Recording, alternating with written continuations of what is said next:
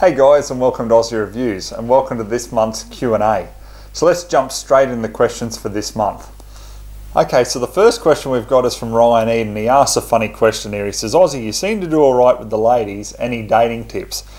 Well, honestly, I never thought my channel would include dating tips, but to be fair, I did say that I can be asked, a funny question as well. So I'll answer it as best as I can. Obviously, all you need to do is just simply walk up to a woman and go, hey, would you like a...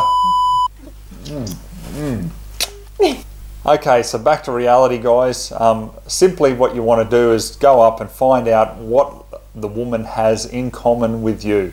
Just be yourself. It's as simple as that.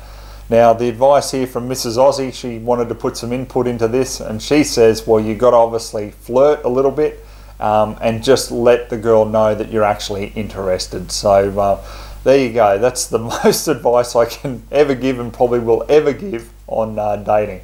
So let's get back into the shooting questions. So next question I got here is from James Healy, and he says that he's heard shooting Subsonic 22LR from a 20-inch or greater barrel is so quiet that it negates the need for a suppressor, and asks if I've had any experience with this. Yes, I have, mate. I have actually shot 22 suppressed before, and look, honestly, if you're using over a 20-inch barrel, like, you still hear it. There's still a reasonable amount of noise. If you go up to like 27 inches, now there's a CZ rifle that has a 27-inch barrel, and that thing is like super quiet especially when you're shooting subsonic ammunition. But in general, I've found with just the normal sort of like 20 or 22, 23-inch barrels using 22s with subsonic ammo, honestly, it is louder than what it is if you were to shoot the same round suppressed. Okay, so there's definitely a difference there. Okay, so the next question here is from Edward Gayton, and he asks what my thoughts are on the Lucky 13 10-round magazine for the Lithgow LA102. Now, mate, I have reviewed the first edition of the Lucky 13 10-round mag for the Lithgow, and I found it okay. What you've got to be careful of, though, is when you start increasing the mag capacity on the Lithgow, especially if you're using 308, 10 rounds of 308 plus the magazine, there's a substantial amount of weight there. So what I've actually found is sometimes it can put a lot of strain on that magazine retaining spring on the Lithgow. So if you actually have a look in your Lithgow manual, it's in the schematics there, and it's item 17, and you'll see it there. Sometimes that can have a fair bit of pressure put on it, and it can basically bend it out of shape. So that's what you've got to be careful with. However, they do have a Mod 2 version of the Lucky 13 magazine now, and I believe that may be a little bit lighter. So, I'm not too sure. I haven't actually got to use the Mod 2 version yet, but from the Mod 1 I found, look, some Lithgows work flawlessly where other people reported that they had problems. So, look, it's just a matter of trial and error. Next question here is from John Economidis, and he asks what my thoughts are on the 224 Valkyrie, and will it work well in a bolt gun, because he's seen it mainly advertised in AR-15 platforms in the US. So look, mate, I think to be quite honest, it's going to get some popularity here in Australia. I mean, a lot of people said the same thing about the 6.5 Creedmoor, didn't they? They've gone, we've got 308, why would we need that? And I was one of those people who, thought that with the actual 6.5. So bringing it back to the 224 Valkyrie, I mean, they're saying that it's supersonic out to 1,300 yards, which is pretty impressive for a 224 projectile. So in saying that, I mean, I think it'll be a specialised sort of area, but I think it's one where a lot of people will jump on board, especially if they're recoil sensitive, and they don't like to move up to like the 30 cals or even 6.5, and they want to just drop it down again. They can still engage in that long-range target shooting and have a lot of fun, don't get the shooter fatigue and so forth. So I do think that it's something that will probably take off here.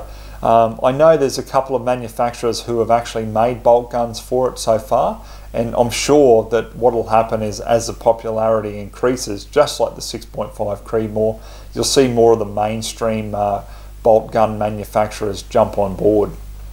Next question here is from Aaron Ewart, and he says, when spotlighting, what's the benefits of different filters, such as green and red?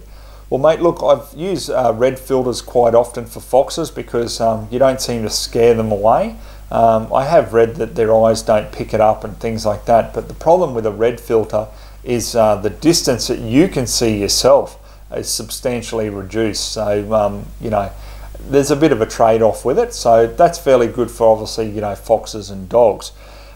With the green filter, what I actually personally use green filters for is when I'm out fishing, because I find that green filters don't seem to scare away the fish. So I know that's not, you know, spotlighting in a traditional sense as, you know, going out after game, but that's what I use it for. So yeah, see what you think, bit of trial and error. Now the next question I've got here is from Alex McDonald, and he says he's looking for a good all-rounder for the farm, a good rifle, and he's decided on 223. And he wanted to know my thoughts on the Remington 783 or the Savage Axis, or Axis, depending on how you'd like to say it. Mate, look, I haven't reviewed any of those two rifles. I've used plenty of Remington rifles, and I've also used plenty of Savage rifles. Savage, I find, depending on the model you get, look, there seems to always be some little teething problem I've found, unfortunately, with a lot of the Savage rifles. As I said, not all of them, but a lot of them I've found that.